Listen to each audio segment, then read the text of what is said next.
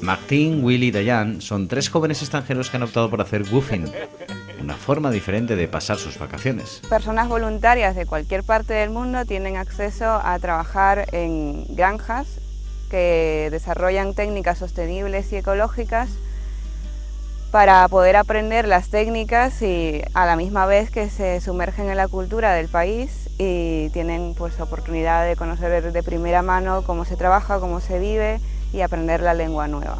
En la comunidad no está muy generalizada esta corriente, a pesar de existir desde hace décadas.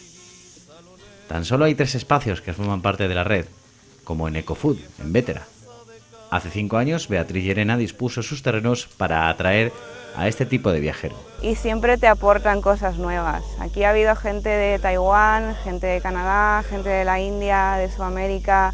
Ha sido una experiencia, bueno, está siendo una experiencia muy fructífera, muy productiva, siempre aprendes cosas y la mayoría suelen mantener el contacto con nosotros.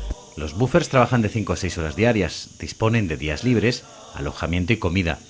Suelen ser estudiantes que aprovechan sus vacaciones para integrarse en la cultura de los países que acogen estas granjas. Es posible de ver cómo la gente trabaja en las granjas en otros países y es muy diferente que en Francia hay verduras diferentes, técnicas diferentes, clima diferente y también encontrar gente.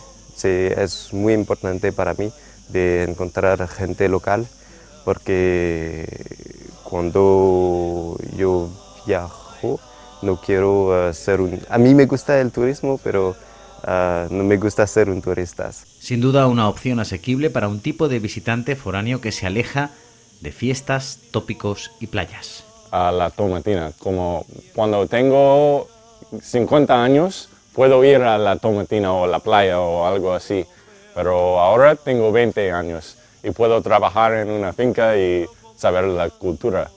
Así que no tengo la oportunidad cuando soy viejo. La relación entre voluntarios y propietarios se plantea de forma totalmente libre. No existe ninguna compensación económica ni de otros bienes.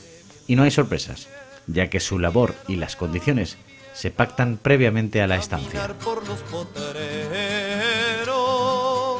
Y acariciar las ovejas, apúrale la carreta, que quiero llegar.